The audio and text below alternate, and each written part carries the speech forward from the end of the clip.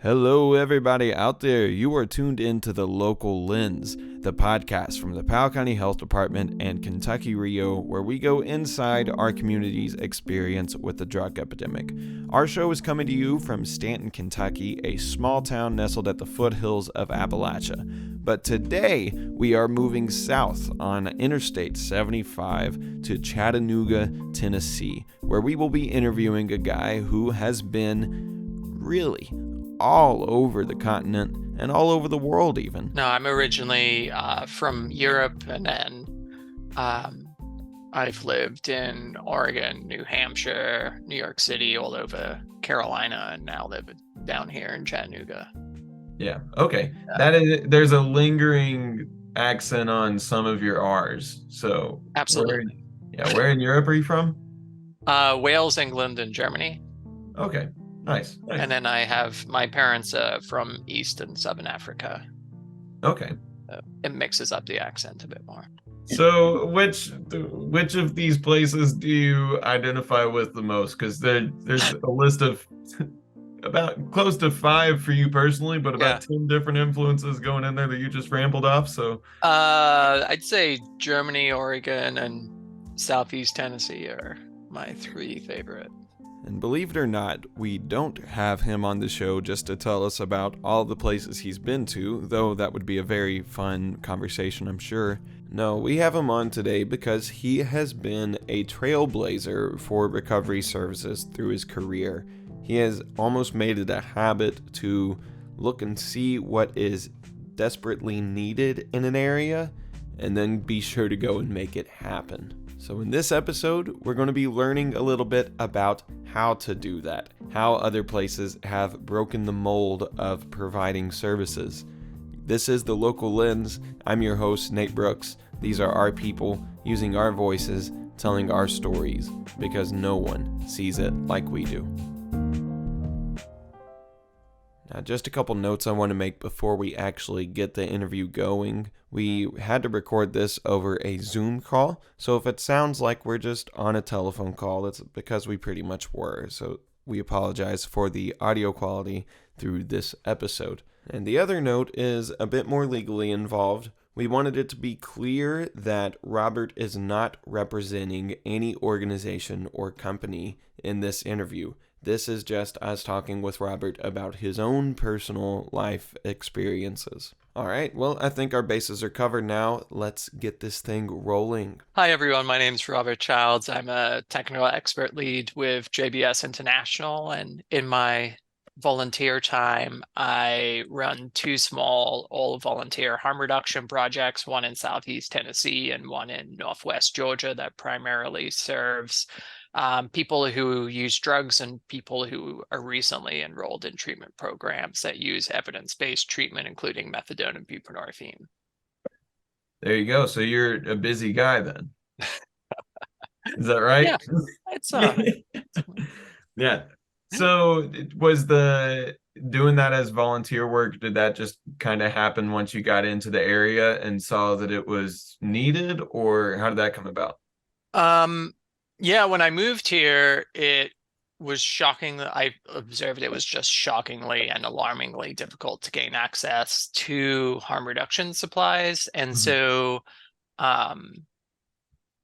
after seeing how bad it was and there being a lack of movement to serve people who are actively using and people enrolled in programs that provide medications for opioid use disorder, I was just so alarmed, I just decided to create a partial solution to the situation, because I can't stand it when people die from preventable deaths. So I partnered with Georgia Overdose Prevention in Georgia to gain access to supplies. I've been working with them since their inception, and found some great partners in Tennessee to work with.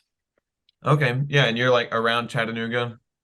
Yeah, I live in Chattanooga City, and we're just a couple miles from the borders with Georgia and Alabama. So we really, see a tri-state population. We even serve people who come down from Kentucky. So Really? Wow. yeah, I've seen a lot of people from the southern region of Kentucky who come Mhm. down for services in Tennessee and Northwest Georgia. Yeah. Okay. And that's like on I-75. Is that right? Or is it near Oh, we're I-75? near the horrible interchange. Yeah. Yeah, yeah. Yeah, So 24 and yeah. 75, which causes perpetual backup everywhere. And some of our listeners may recall hearing from Lieutenant Jimmy Daniels in a past episode we did at the Mount Sterling Police Department that I 75 is a very popular route for drug exchange. So even though we're not in the same exact location as Chattanooga, Tennessee, there are probably several similarities that we can count on being between the two places. What about timelines, though? How long have you been in Chattanooga in that area? I believe approaching like 3.5-ish years Okay. I've So been like here. just before COVID was here. Yeah, I just moved right before Yeah. COVID's right. What has been the motivation for these moves? Is this for work or like personal life stuff or is that what are you doing with that? Yeah, a bit of both. Okay. Yeah. I went out to college in Oregon and loved it out there, but Mhm. um and then I lived out there for a while and I actually like kind of advanced as much as I could without having an advanced degree. So I Mhm. moved to New Hampshire to get my advanced degree and I practiced rural social work out there. Okay. And then my partner at the time was like, we just lived in New Hampshire for 2 years. No offense to New Hampshire. And we moved to New York City, Yeah. where I ran a harm reduction program as an operations director there Yeah. for several years, and then wanted to have babies and wanted space. So Carolina Mhm. made sense, and had some of my partner's family there. So it kind of made sense to go down there. Had an opportunity to run a statewide harm reduction group, and so it seemed like a Okay. good opportunity. So went for it and did that for a while, and then yeah, I needed to. My partner at the time had some family members who were sick in this area, so we came out here. Yeah.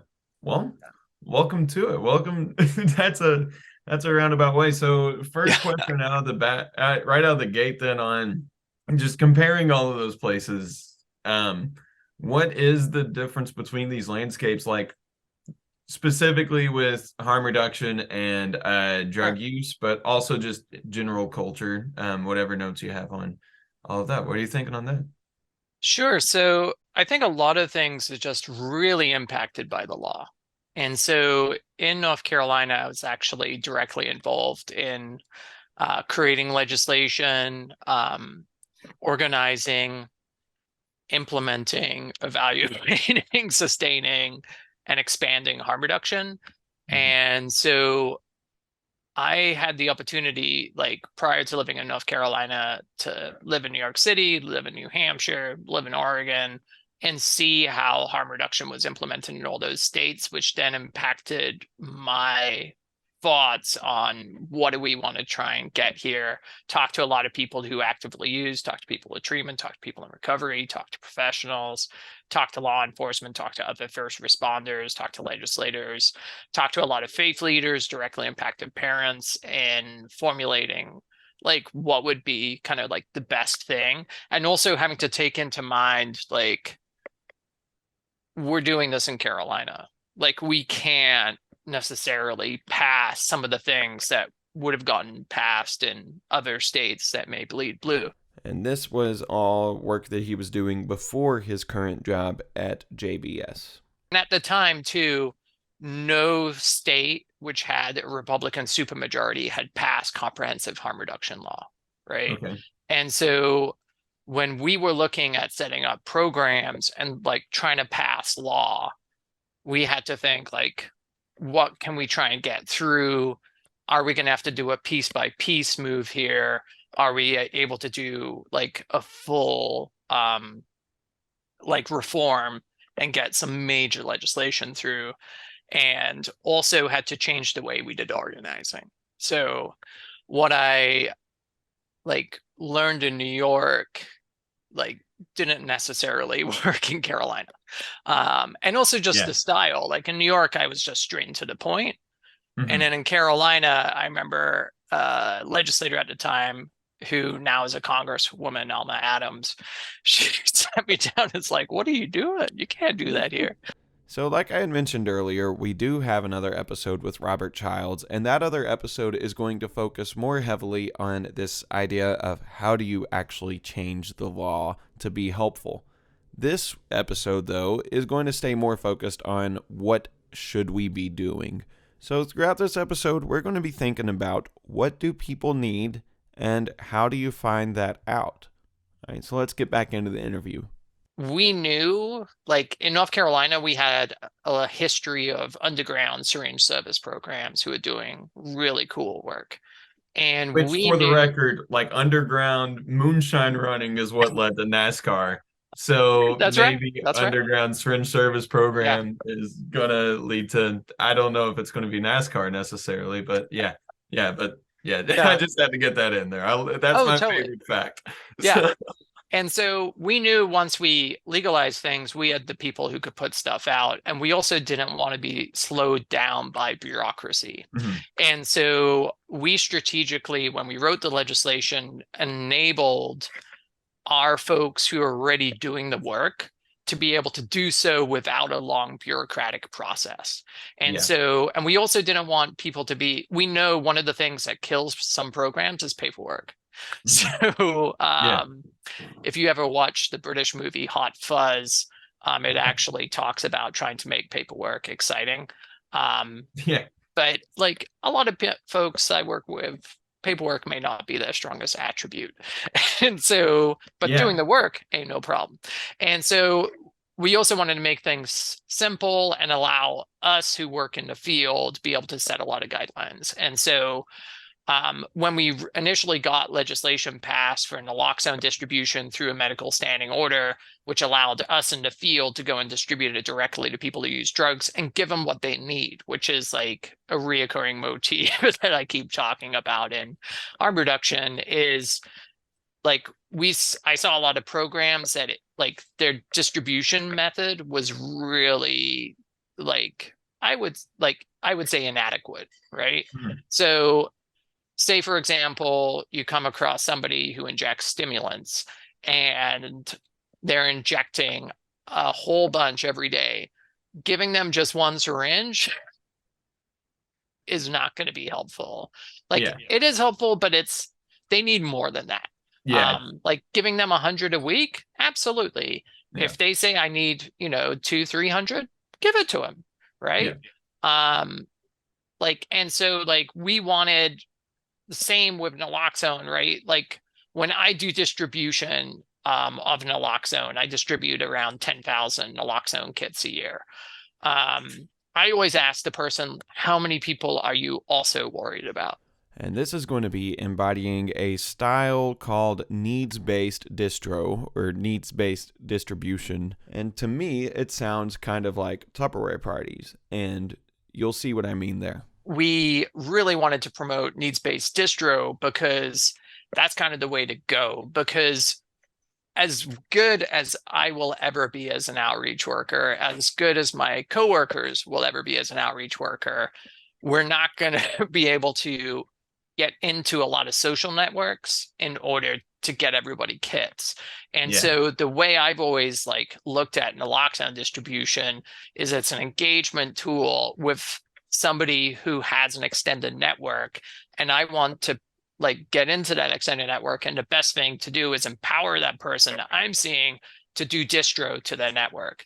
And I do the same through all harm reduction supplies. I'm like, I'm not going to see your friends ever, and they don't trust me, they don't know me, I'm probably never going to see them in my life. You will see them. I Tupperware want parties. you to be the champion in distribution. And so that's always the way I've approached it. And that's also like people from my program that I run here in Southeast 10, we have about 10%. We hear about 10% of our kits lead to reversals. And I'm sure it's a lot more than that. It's just, some of the people, I only see them every couple months. Others, I see them twice a month. But a lot of folks, like I won't see him again. I know a lot of the kits are being used, but I don't. It's common to not hear back about everything. Like Yeah. at SSP we had a lot higher reversal rate, but Okay. here, like, I'm not personally running an SSP yet, but um but like you would see a lot higher reversal rate. But And that's I just think what you it's would expect with like that consistent meeting point type of thing, right? Like, yeah. I mean, the nature of what you're doing is just like, hey, get out here with this and good luck. Hope to see you around sometime. But strange service programs like that's built on people like coming back, like Yep. recurring customer interaction. So, Yeah, so you should hear a lot more, and you have things that people want. yeah. So it could be referrals to quality evidence-based care and treatment. It could be, hey, I need to come back for sterile supplies. Hey, I want to get rid of all these used supplies that need Mhm. to get out of the public domain and safely disposed of. So, Yeah. and it could just be like within harm reduction, oftentimes like we had folks coming in. So I ran SSPs for around a decade, a bit longer, but like with it, oftentimes we were the only people being nice to folks, and they were coming in because we were nice to them and Mhm. like didn't treat them in a really negative way. Because we see a lot of stigma that's coming towards people who use drugs. I mean, it's still extremely present. And so we're the only place they could get a warm cup of coffee, friendly company. I mean, when I was in coastal Carolina, also a cold beverage of some kind, like, so they could cool down. We like, I always tried to give people like at least some snacks, and, Mhm. we just prevented company. We let people hang out. We let people volunteer with us, and we're like, they just wanted to give back. And so we gave them opportunities to do that. And we also involved people in creating legislative change. And so we also wanted to link people who are directly impacted to Mhm. creating positive change as well, like calling your legislator, writing your legislator, Yeah. sharing your experience. We had like a media crew who tried to get people to share their stories. Yeah. We always like asked them and like allowed people to do so anonymously if they want to change their name, or Mhm. just ignore us totally as well. Yeah. Yeah. Because most people don't want to be involved with that, and they shouldn't if they don't want it. All right, I'm going to step in here and make sure there is a clear distinction between government organizations and small independent organizations. These independent organizations are much more flexible than the government organizations are, and that means that the independent organizations are more able to do some of this underground work and also advocacy. Now, the local government will still have the opportunity to either give it the green light or the red light, but they're not going to really be able to get their hands dirty and start doing that work necessarily. That's going to fall on the independent organizations and even just individual people who see that something is important and needs to be done. So consider that a call to action if you are a person that sees some type of work that needs to be done that would drastically help people's lives, then find a way to start doing it. And then, in time, if you're able to show that what you've been doing is effective, then people will support you. And you might even get the law changed to support more work like that being done. In 2016, when our crew passed the law with our coalition, um, again, we had a whole bunch of people who've been running underground programs, and so they just filed paperwork and we're good to go. Yeah. Because programs were up and running Yeah. fast because the need Yeah. was there. And like when we ran programs underground, like it was a lot harder to go and do as much distro, right, of Mhm. all harm reduction supplies versus when it was legal. And then our programs got bigger real fast. Yeah. And so, yeah, like once we could do things legally, we could advertise, we could do Yeah. more work with other programs to get referrals. We got a lot more attention. We were the Yeah. first all red supermajority state to get it through. And so there was a lot of attention and folks Yeah. wanting to help, and that Yeah. was really neat. And a lot Yeah. of us, Cheers to that. worked in Congratulations. conjunction to try and move it through. And So, so, yeah, it was really an exciting time to boost services in the South.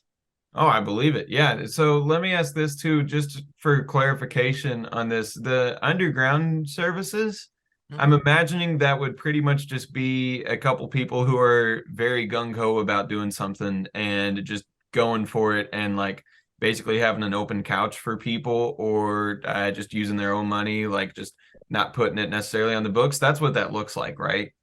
It just depends. Okay. So a couple of them were run out of churches, so they were Okay. church-based programs. Um, a lot of them, were getting donations, and we like just put them back out. Everything that Mhm. was donated was then put back out. Um, there was some which were very open about it, and Mhm.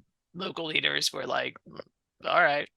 Yeah. Um, Yeah. Yeah. and then there was others that were like very, very underground. There were some folks who got arrested for doing it, but Yeah. yeah, I mean it was always it's like, I'm really proud and of all the folks who were doing the work early on before it was legal.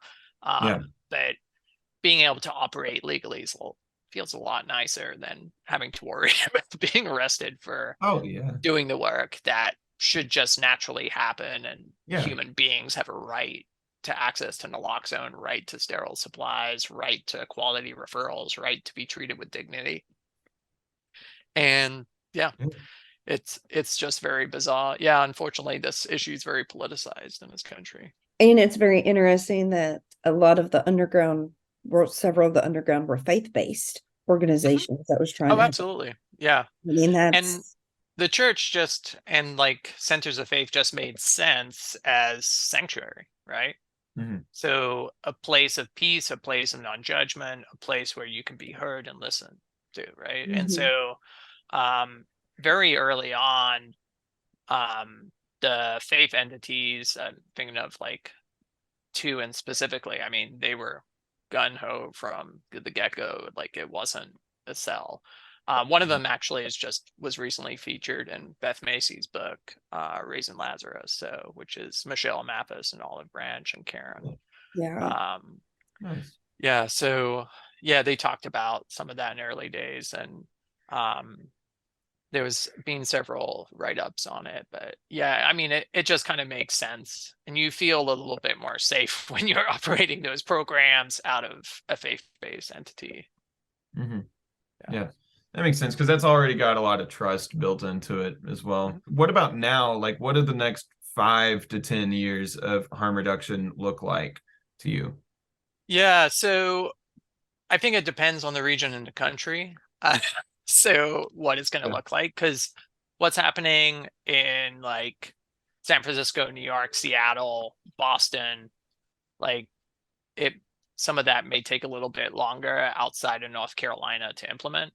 Mhm. North Carolina's got some good law. They have a lot of amazing advocates pushing the work forward. So hats off to them to continue the work there for sure. But here, when I've been working in some of the other states, just like giving naloxone to people who use drugs is like just not necessarily happening, right? Yeah. And so what I'm hoping to see in the next 5 to 10 years, especially in red states, but also some blue states, is the embracing of needs-based distribution to people who use drugs.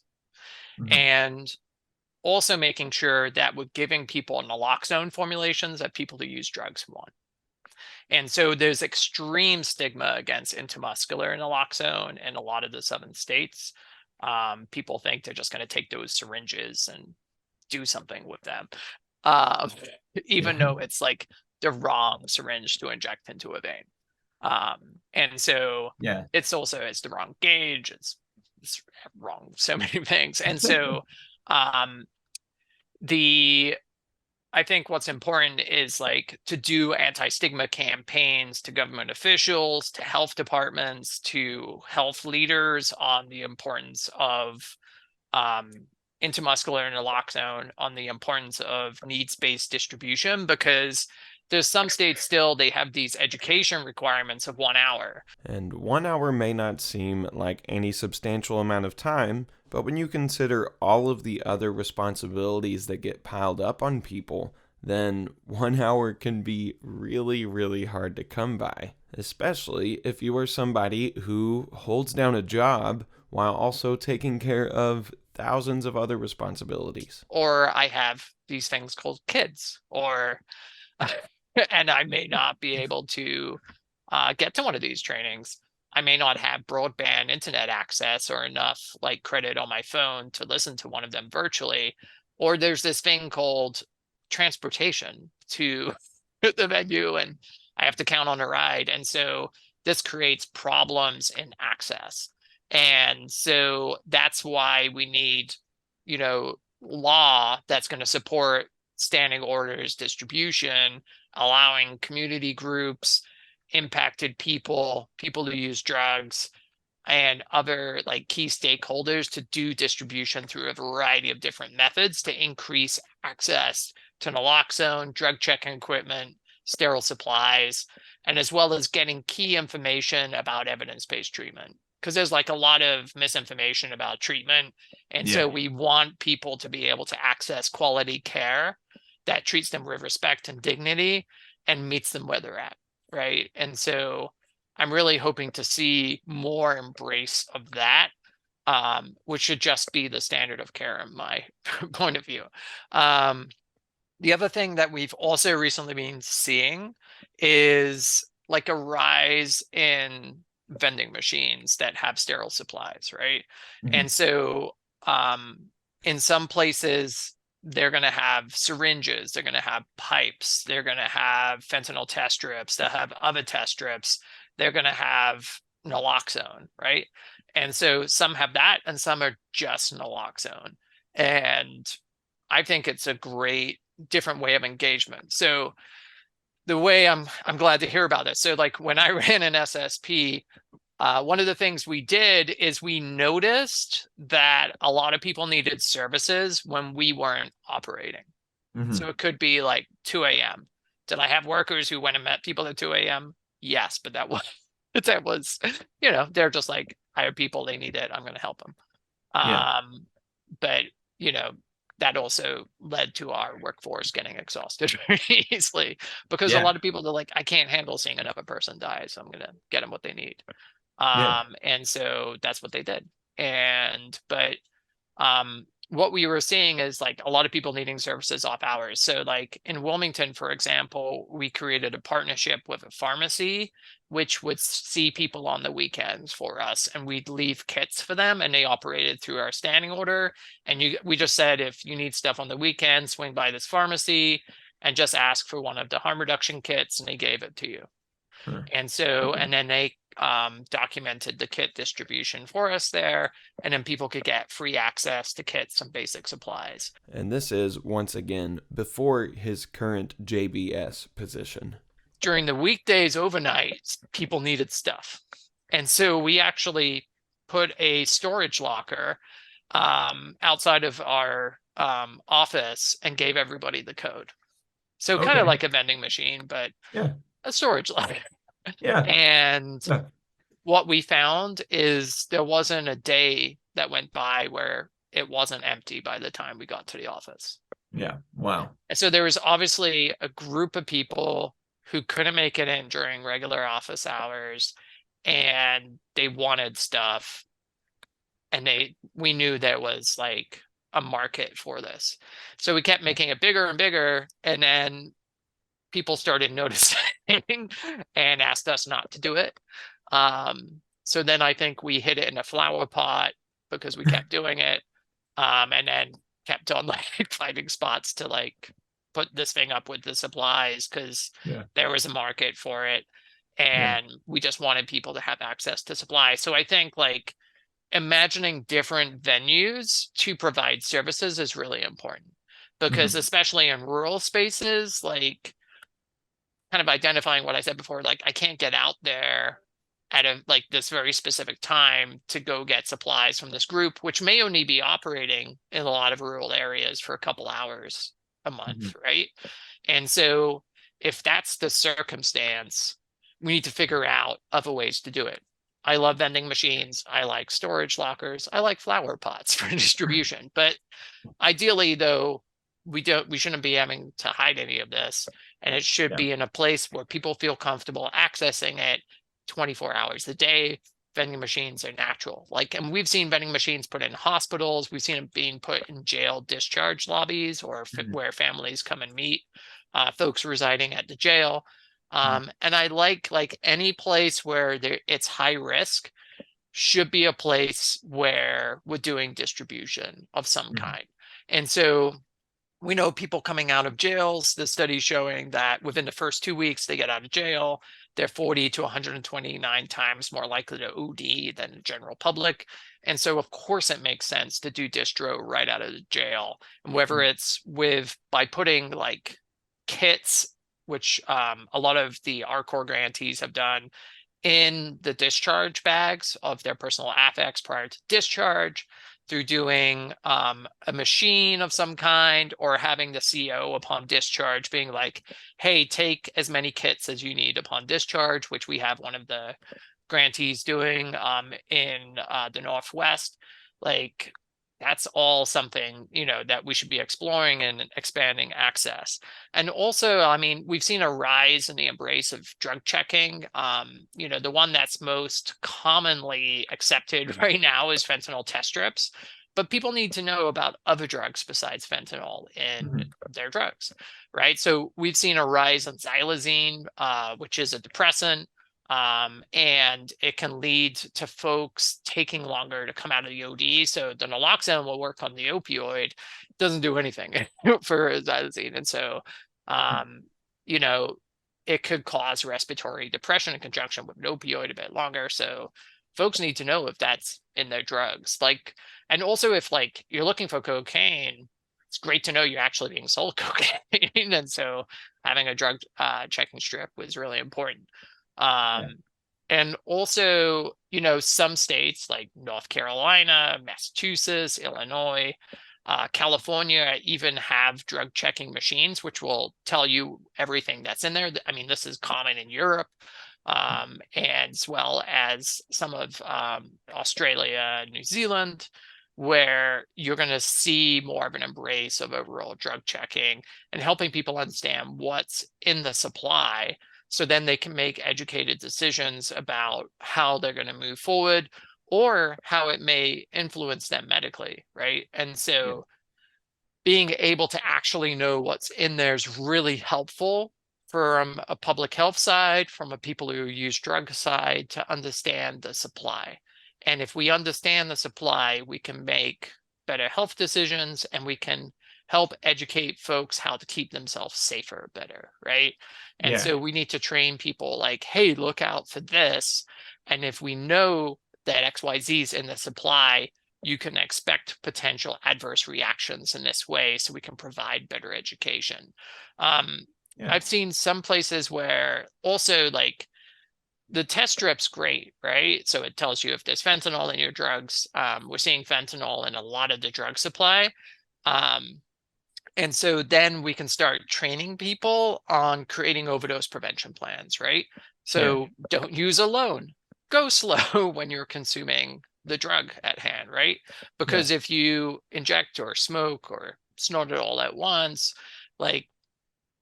you could have an adverse effect. And so let's see how potent this is, because the limitation with drug checking strips, it doesn't tell you how much fentanyl is in what you're consuming. Just so it could it's present at all, right? Yeah. And so it could be barely anything's in there that won't really impact you much, or, this could be a you're going to die situation. And so that's why I'm very pro looking at legalizing full drug checking machines, which could actually give you a lot more information. Which those machines, are those small things that each person would own, or is this one bigger thing you would have to bring in somewhere? Because that could be very hard to get people to actually use those, right? There's been quite a strong embrace of them. They're not Okay. right now. What's happening is it's like harm reduction organizations having them. So, Okay. Yeah. and then or some public health entities where you can send a sample. So, Yeah. right Okay. now, like, and the technology, honestly, like, it's still a bit too expensive for somebody to, to randomly pass them out. But Yeah. if somebody Yeah. wants to fund that, fantastic. Yeah. But yeah, and then like reading it takes some training. So yeah, like I think that would be fantastic at some point if the technology comes down in pricing. But Yeah, that'd be cool. Like I'm thinking like the little finger slips that check your blood pressure and all that stuff that just like a little clamp on there. That would be it'd be cool to see, but that'll be a long time before we get there probably. So maybe not. I mean, maybe. there's True. I mean, North Carolina figured it out, and that's a pretty reddish purple state. Mhm. And they can do it without consequence there. So this is one of those kinds of technology that I would say is very worth investing in, because we've already seen with something as simple as a fentanyl test strip that if people know that there's fentanyl in their drug, they change behavior. Now, this would be even more because they're not just finding out about the fentanyl, they're finding out about everything that's in there. And maybe it would be worth it to fund this kind of technology. So, this kind of technological advance would be helpful, but one that's even a little more accessible to people that we can immediately achieve is just learning to pay attention to the voices that matter in these decisions. How can we understand like your culture so we can better provide services and work with you? And like I'd say also, like, in innovations I want to see, and hopefully this isn't innovation, it's just the general practice, but involving directly impacted people in the work that we're doing. So oftentimes what we see in some of the projects is they don't involve people who use drugs. They don't involve directly impacted people. And then they're surprised that their interventions aren't working. Yeah. Right? Because they may not think, hey, my office is right next to the sheriff's department, and a lot of our folks don't want to see a member of law enforcement. Yeah. Right? Because they may be participating in the illicit drug trade and acquiring some drugs, and they're afraid of law enforcement. Yeah. Right? It could be that your outreach hours to reach people who use stimulants are during the workday, and people are working. Why aren't they coming in? They're working. Yeah. Is it because I have a really long training requirement and nobody has time with that? Is it because like there's no access to childcare and I can't get in? Right. And so I know like one treatment center in Kentucky actually started a childcare, and I'm like, I love it. It's fantastic. I was like, what a great idea. What if like, and just thinking about, and those are things, if you involve directly impact people, they'd be like, don't put your program there, or like, you've got to put it over here. You got to do it during these hours. You got to incorporate some people that people trust, because if I've been harmed by the health department, right? So I may have had something bad happen there. I don't want to go back. I may have been previously arrested and incarcerated, and I won't go anywhere near the sheriff's office. I may have had a negative interaction with EMS. I don't want to be anywhere near them. And so we need to like think and talk to people who use drugs to understand it, and also talk to them about evaluating the projects, right? And making sure that we're actually giving people what they need. So there could be situations where we're not giving them the supplies they want, and therefore they're not embracing it. So like maybe they want very specific tourniquets and cookers. Maybe they want something very specific and your program doesn't offer it, and so therefore they don't go there. And that's why they like spend the extra time to drive over to Western Carolina in order to get what they need, or they come down to Georgia, where I see a lot of people from Kentucky, to get what they need, because they can't get it where they are, right? So when I am doing naloxone distribution at some of the MOUD programs that I serve, we see a lot of people from all over who are coming because they can't get anything where they live. Now we're going to move into closing statements just for this episode, but we're not necessarily that close to the end of the episode. Do you have any closing statements or anything? Closing thoughts? Well, thank you for having me here today. It was great to spend time with both y'all. Yeah, so, when I'm thinking about harm reduction, especially in the Southern United States, I think it's really important for folks to also think about sustainability and making sure you have the ability to pass out as much as possible to folks who are directly impacted and make sure to link people to quality care. I think it's really important for folks to poll people who use drugs about what they need in services, what they need referrals to, what they need to feel comfortable in the venues that they're coming into. And so I think it's vitally important that we engage the population that we're planning on working with and making them as much of our teams as much as possible. And so that may look like we have to revise workplace policies so we can hire people who may have a criminal record. We may need to look at workplace policies that allow us to hire people who have used drugs in the past, right?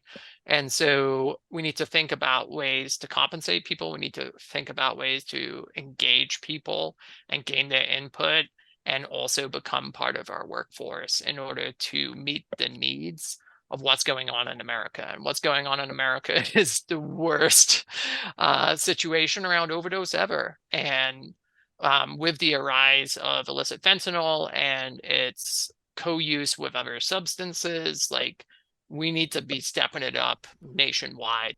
And there for sure have been some organizations and groups of government that have been stepping it up and meeting the challenge, like various other entities within the federal, state government and local foundations have also been stepping up, as well as state and national ones, in order to fund the work that needs to happen. Because if we want to reduce overdose, we need to do active outreach to people who use drugs. And we need to fund access to treatment that's evidence-based, that meets people where they're at and works with them to make sure they can stay in quality care so that we can see less overdose. And we need to create more wonderful recovery communities from a variety of different angles that meet the needs of the individual. So for some folks, that may be SMART, it may be MARA, it may be